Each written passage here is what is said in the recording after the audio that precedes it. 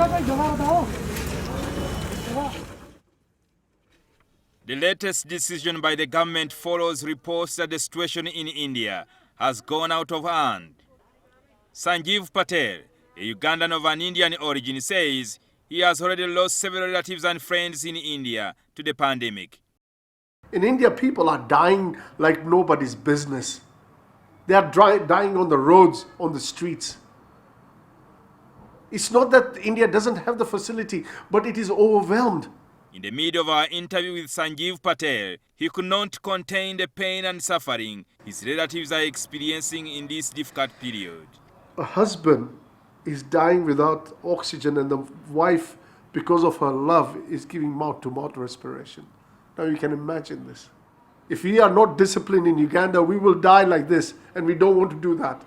The move follows confirmation that the Indian variant of COVID-19 has already been detected in Uganda.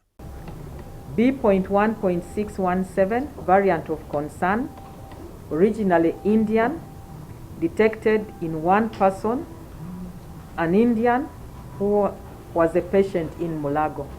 And as a result, the Health Minister Dr. Jane Ruth Aceng, together with the WHO representative and experts in the ministry, have suspended all travelers from India as a measure to contain the spread of Indian variant of COVID-19.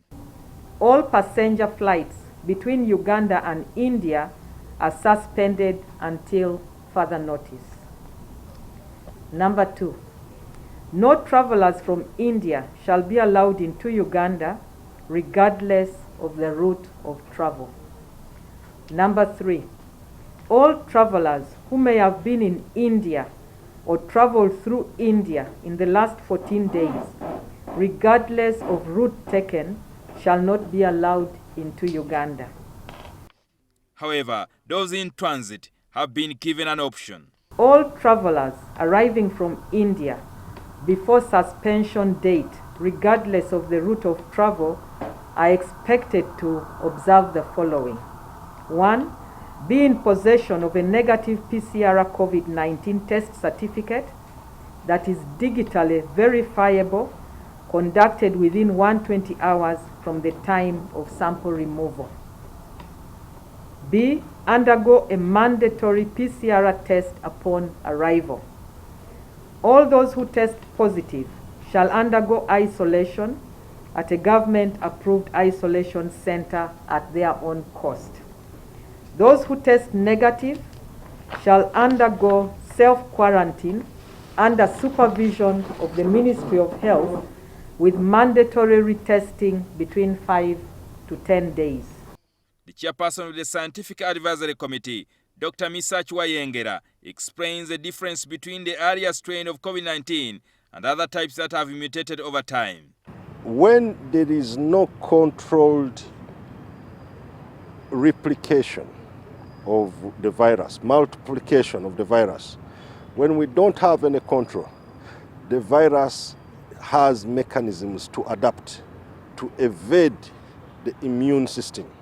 Our bodies have different strength and abilities to fight the virus. So the virus essentially finds mechanisms to evade this, and that is how these variants emerge. According to the experts, the Indian variant does not discriminate, with all victims vulnerable at any age. Now, for the UK variant, even if you just stood with somebody without a mask for probably 1 minute or so, the chances of you getting exposed to the UK variant are higher. So number one, transmissibility. But the whole issue that we were worried about is that these variants have ability to affect younger people and cause severe disease in young people. And that is the biggest scare.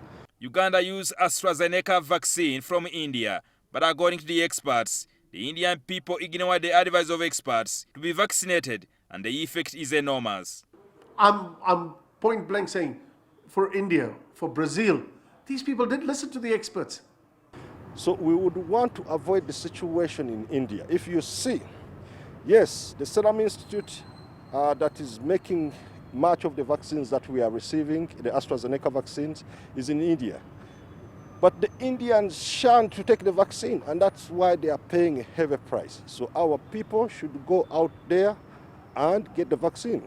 Dr. Wayengera explains why it is important to be vaccinated against COVID-19, even when the virus has mutated to beat the immunity built by the vaccine. We vaccinated everybody. The virus that comes in will not have the freedom to replicate anyhow. That way, we would be able to control the emergence of variants. If we had effective therapeutics, which we don't have globally, then we would probably also attempt to do the same. And we've done this with HIV, for example. Currently, Uganda has lost 342 people to COVID-19, far less than Rwanda and Kenya, which has kept regular records in the region. Jingo Francis, NTV.